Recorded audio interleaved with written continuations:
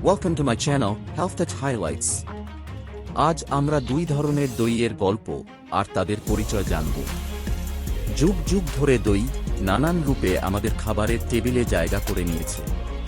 প্রাচীনকাল থেকে আজকের আধুনিক যুগে এই তৈরি দুগ্ধজাত খাবারটি আমাদের স্বাদের তৃপ্তি মেটানোর পাশাপাশি আমাদের সুস্থতার জন্য গুরুত্বপূর্ণ ভূমিকা পালন করে।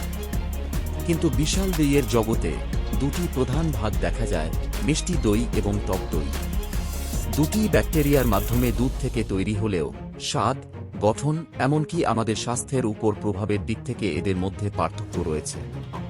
মিষ্টি দই প্রায়শই ফল, মধু বা চিনি দিয়ে সাজানো হয়। এর মসৃণ গঠন এবং মিষ্টি স্বাদ আমাদের মুখে জল আনে। এটি সকালের নাস্তা, বিকেলের জলখাবার এমনকি স্মুদি এবং মিষ্টান্নগুলিতেও ব্যবহার করা হয়। অন্যদিকে টক দই এর টক স্বাদ এবং তরল গঠনের জন্য পরিচিত। এটি অন্য ধরনের স্বাদের প্রতিফলন। এই ঐতিহ্যবাহী দই বিভিন্ন সংস্কৃতিতে প্রচলিত, প্রায়শই সুস্বাদু খাবারে ব্যবহার করা হয়, যা খাবারে একটি অনন্য স্বাদ যোগ করে।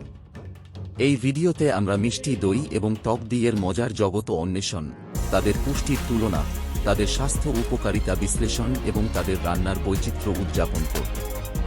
আমাদের সাথেই থাকুন যখন আমরা এই দুই ধরনের দইয়ের রহস্য উন্মোচন করব, যাতে আপনি আপনার শরীরের পুষ্টির জন্য এবং আপনার স্বাদ কুঁড়িগুলিকে তৃপ্ত করার জন্য সঠিক সিদ্ধান্ত নিতে পারেন। মূলত মিষ্টি দই এবং টক দই উভয়ই দুধ এবং ব্যাকটেরিয়ার ফার্মেন্টেশন থেকে তৈরি। এই প্রক্রিয়া তাদের প্রোটিন, ক্যালসিয়াম এবং অপরিহার্য ভিটামিন সমৃদ্ধ করে তোলে। যাই হোক, তাদের তৈরির পদ্ধতি এবং অতিরিক্ত উপাদানের কারণে তাদের পুষ্টির পরিমাণে সামান্য পার্থক্য তৈরি হয়। আসুন এই পার্থক্যগুলি ভেঙে ফেলি এবং স্পষ্ট করে বোঝার চেষ্টা করি। মিষ্টি দইয়ের ক্যালোরি পরিমাণ নির্ভর করে কতটা চিনি এবং ফল যোগ করা হয়েছে তার উপর, সাধারণত টক দইয়ের চেয়ে বেশি। টক দইয়ের ক্যালোরি কম, 7 থেকে 80 কিলোক্যালোরির মতো। মিষ্টি দই এবং টক দই উভয়ই প্রায় 3 থেকে 4 গ্রাম প্রোটিন ধারণ করে। মিষ্টি দইয়ের ফ্যাট পরিমাণ দুধের ধরন এবং অতিরিক্ত উপাদানের উপর নির্ভর করে, যেখানে টক দইয়ের ফ্যাট কম থাকে, বিশেষ করে যদি তা কম ফ্যাটের দুধ দিয়ে তৈরি করা হয়। মিষ্টি দইয়ে চিনি এবং ফল যোগ করার কারণে কার্বোহাইড্রেট বেশি থাকে, সাধারণত 12 থেকে 15 গ্রাম। টক দইয়ে কার্বোহাইড্রেট কম থাকে, সাধারণত 4 থেকে 5 গ্রাম। দুটি ক্যালসিয়ামের দুর্দান্ত উৎস, প্রায় 120 থেকে 150 মিলিগ্রাম। প্রোবায়োটিক মিষ্টি দইতে জীবন্ত এবং সক্রিয় সংস্কৃতি থাকে, তবে পরিমাণ ভিন্ন হতে পারে। টক দই জীবন্ত এবং সক্রিয় সংস্কৃতিতে সমৃদ্ধ, যা অন্ত্রের স্বাস্থ্যের জন্য গুরুত্বপূর্ণ। যেমনটি আপনি দেখতে পাচ্ছেন, উভয় ধরনের দই পুষ্টিতে ভরপুর। টক দইয়ে সাধারণত ক্যালোরি এবং কার্বোহাইড্রেট কম থাকে। যাই হোক, মিষ্টি দইয়ের পুষ্টির পরিমাণ যোগ করা চিনি, ফল এবং দুধের ফ্যাটের পরিমাণের উপর নির্ভর করে। চিনিযুক্ত দই বেছে নেওয়া এবং নিজের পছন্দমতো ফল বা সামান্য মধু যোগ করে চিনির পরিমাণ নিয়ন্ত্রণ করা যেতে পারে। মিষ্টি দই এবং টক দই উভয়েরই সবচেয়ে উল্লেখযোগ্য সুবিধা হল এরা আমাদের অন্ত্রের স্বাস্থ্যের উন্নতি করে। এই পরিপাক ক্ষমতা আসে প্রোবায়োটিকের উপস্থিতি থেকে, যা আমাদের পরিপাক নালীতে বসবাসকারী উপকারী ব্যাকটেরিয়া।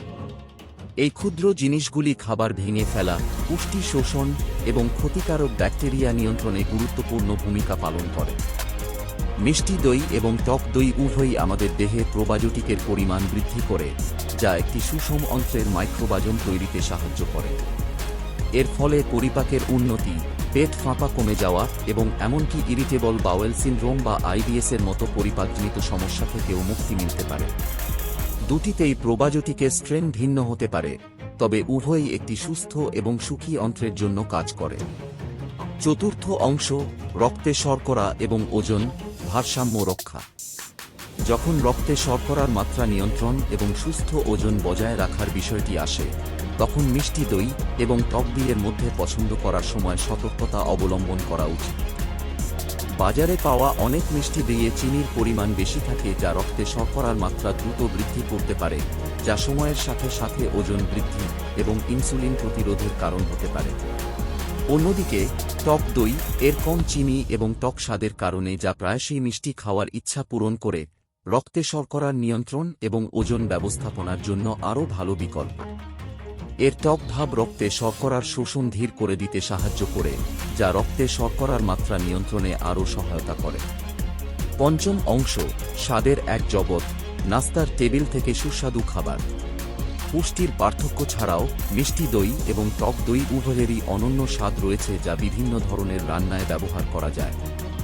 মিষ্টি দই এর মসৃণ গঠন এবং স্বাভাবিক মিষ্টি স্বাদের কারণে নাস্তার জন্য একটি দুর্দান্ত খাবার, যাতে ফল, গ্রানোলা এবং সামান্য মধু যোগ করা যায়।